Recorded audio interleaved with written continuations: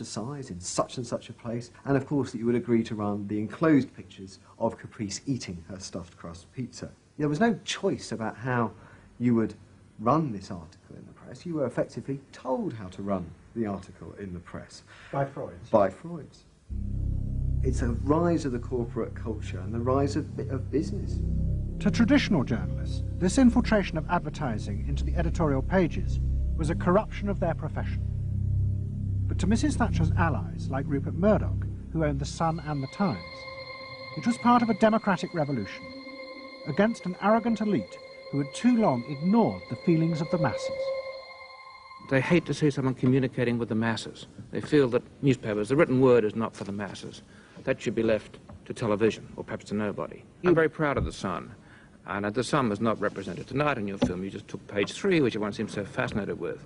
About page 1, page 2, every other page of the paper. It was a typical piece of slanting and elitism by the BBC, who, after all, in order to get viewers for this program, put on a very sexy episode of Star Trek, which I was watching out in the room there. Oh, I don't think they put it on to get us viewers. I think we just are lucky to follow They try them. to carry viewers into these show programs. You know said how it's done. By the late 80s, Mrs. Thatcher and her allies in advertising and the media had brought the desires of the individual to the centre of society. As last week's episode showed, it was the same transformation that President Reagan had brought about in America. Both politicians had encouraged business to take over from government the role of fulfilling the needs of the people. In the process, consumers were encouraged to see the satisfaction of their desires as the overriding priority. To Thatcher and Reagan, this was a new and better form of democracy. But to their opponents in the parties of the left, they had summoned up the most selfish and greedy aspects of human nature. Ronald Reagan and Margaret Thatcher both embraced an economic philosophy that says the unit of judgment was not only the individual, but it was the individual's personal satisfaction, the individual's own unique happiness and well-being. It was, in a sense, the triumph of regarding individuals as purely emotional beings who have needs and wants and desires that need to be satisfied and can be satisfied unconsciously. It goes way back to the early part of the 20th century, to Freud, to notions of the unconscious, the assumptions that we are, in terms of our rational minds, we're little corks bobbing around on this great sea of hopes and fears and desires of which we are only dimly aware. And that the role of a marketer, the role of somebody selling something, including a politician, is to appeal to this great swamp of desire, of unconscious desire. The left believed the opposite, that the way to create a better society was not to treat people as emotional, isolated individuals, but to persuade them to realize that they had common interests with others, to help them rise above their individual feelings and fears. Let me assert my firm belief that the only thing we have to fear is fear itself, nameless, unreasoning, unjustified terror, which paralyzes needed efforts to convert retreat into advance. This idea had flourished in America in the Depression of the 1930s. President Roosevelt, faced with the chaos caused by the Wall Street crash, encouraged Americans to join together in trades unions, to set up consumer groups, and to pay for a welfare system for those trapped in poverty. His aim was to create a collective awareness which would become a powerful weapon against the unfettered power of capitalism, which had caused the crisis. That idea had driven the Democratic Party for 50 years. But now, Roosevelt's inheritors railed vainly against the effects of the self-interest encouraged by President Reagan. There is despair, Mr. President, in the faces that you don't see. Maybe, Mr. President, if you stopped in at a shelter in Chicago and spoke to the homeless there, Maybe, Mr. President, if you asked a woman who had been denied the help she needed to feed her children because you said you needed the money for a tax break for a millionaire or for a missile we couldn't afford to use. The worst thing Ronald Reagan did was to make the denial of compassion respectable. He said, you've worked hard, you've made your money. You shouldn't have to feel guilty about refusing to throw it away on people who choose to be homeless and who choose not to work. That's what he said. He said it with an elegance and a kind of benign aspect that disguised its harshness. Do you think we can do anything about it? Well, why not? If we can work together now to look after the lives of the people here, I don't see why we couldn't work together afterwards to clear up the mess and help build a better world in which these things can't possibly happen. The qualities we've learned from comradeship and common suffering are not going to be wasted after this war. It's out of experience like ours that the new world will be built. That same idea of marshalling the collective force of the masses to challenge the entrenched power of wealth and business had also led the Labour Party to power in Britain after the war. But in the 80s, Labour, like the Democrats in America, lost election after election as millions who had once voted for them switched their allegiance to the Conservatives. There it is, going blue just about everywhere, sweeping the country. The rural parts of Britain now have gone blue. For they are the party of yesterday, and tomorrow is ours. In the face of this, a growing number within the Labour Party became convinced that if they were ever to regain power, Labour would have to come to terms with the new individualism. One of them was an advertising executive called Philip Gould, who had been a lifelong Labour supporter. Gould believed that Labour's leadership had become corrupted by the same patrician arrogance that dominated all Britain's institutions. They denigrated and disapproved of the new aspirations of working-class voters. Labour stopped listening to these people. And I remember the best example of this was after the election of 1983, which was the election above all, where the people's voices just were not heard. And I had dinner with a leading Labour Party figure who'd been involved in the defeat, heavily involved in the defeat, and his wife said, God, these working class people, they just, you know, we give them education, we give them chances in life, what do? They read the Sun and they just don't vote for us. And there was such a gap between these people just trying to make lives for themselves, better lives for themselves, and the kind of elitism of the Labour Party that was just such a chasm that had to be filled. Gould became part of a small group of modernisers centred around Peter Mandelson. Their aim was to reconnect Labour with the lost voters. To do this, Gould turned to the technique he knew well from his work in advertising, the focus group. Gould commissioned focus groups in suburban areas across the country with small groups of voters who had switched to Mrs. Thatcher.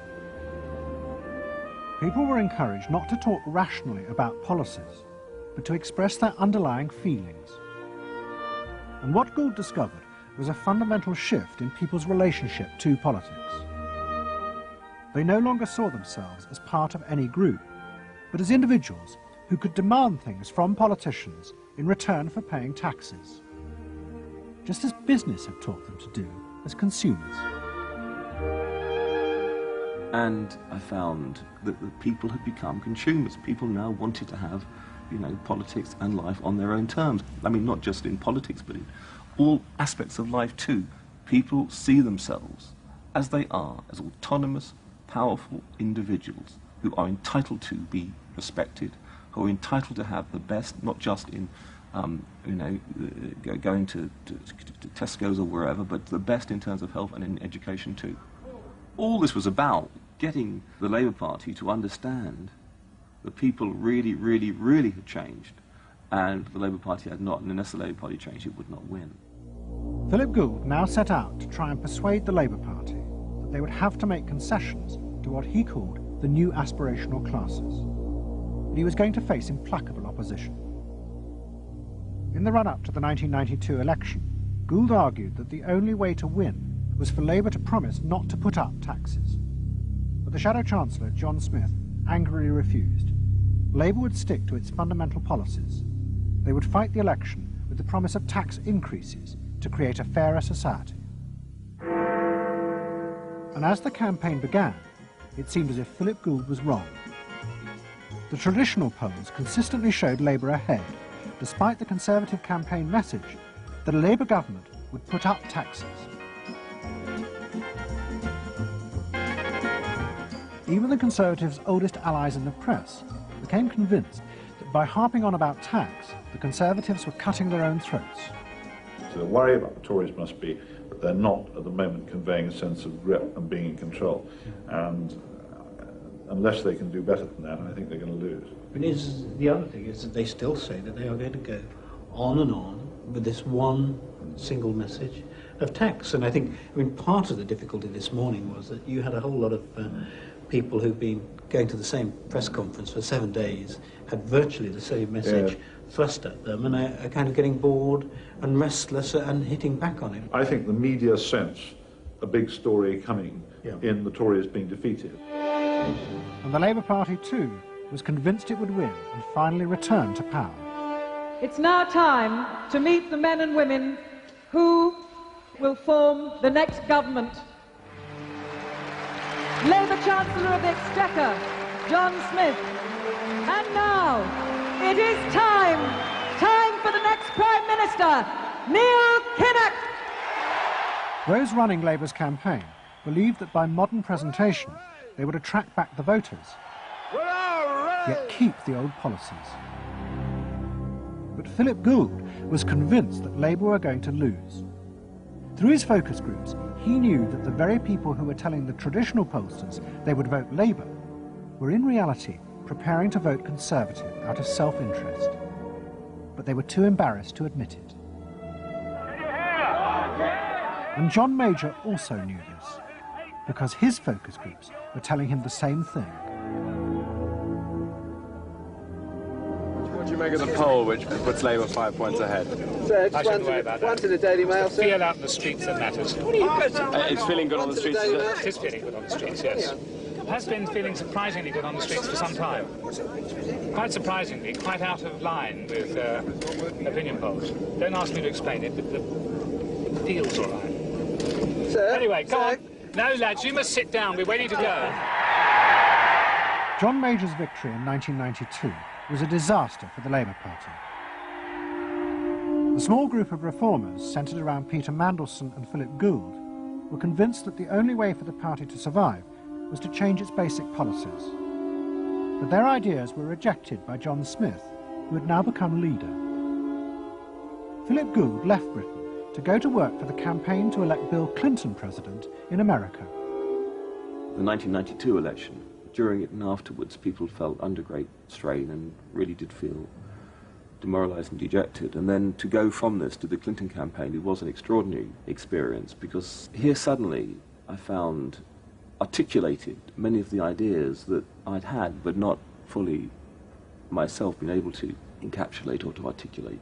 If you want a president who will restore the middle class, reclaim the future for the middle class, and restore the American dream, vote for Bill Clinton in New Hampshire and send a signal to the country that we are coming together. What Gould discovered was that, like the Labour Party, the Democrats had also been doing focus groups with swing voters. The difference was that Bill Clinton had decided to tailor his policies to fit with these voters' desires. Above all, with their ferocious belief that they should only pay tax for things that benefited them, not for the welfare of others. I have no idea what percentage of my tax dollars go to welfare, but even if it's a minuscule percentage, even if it's 0.25%, it's still too much for the people that are receiving these benefits that are basically non-productive. In the process, consumers were encouraged to see the satisfaction of their desires as the overriding priority. To Thatcher and Reagan, this was a new and better form of democracy. But to their opponents in the parties of the left, they had summoned up the most selfish and greedy aspects of human nature. a size in such and such a place, and of course that you would agree to run the enclosed pictures of Caprice eating her stuffed crust pizza. There was no choice about how you would run this article in the press. You were effectively told how to run the article in the press. By Freud. By Freud. It's a rise of the corporate culture and the rise of business. To traditional journalists, this infiltration of advertising into the editorial page... And the sum is not represented tonight in your film. You just took page 3, which everyone seems so fascinated with. What about page 1, page 2, every other page of the paper? It was a typical piece of slanting and elitism by the BBC, who, after all, in order to get viewers for this programme, put on a very sexy episode of Star Trek, which I was watching out in the room there. Oh, I don't think they put it on to get us viewers. I think we just are lucky to follow They try them. to carry viewers into these show programmes. You know how it's done. By the late 80s, Mrs. Thatcher and her allies in advertising and the media had brought the desires of the individual to the centre of society. As last week's episode showed, it was the same transformation that President Reagan had brought about in America. Both politicians had encouraged business to take over from government the role of fulfilling the needs of the people. Was a corruption of their profession. But to Mrs. Thatcher's allies, like Rupert Murdoch, who owned The Sun and The Times, it was part of a democratic revolution against an arrogant elite who had too long ignored the feelings of the masses.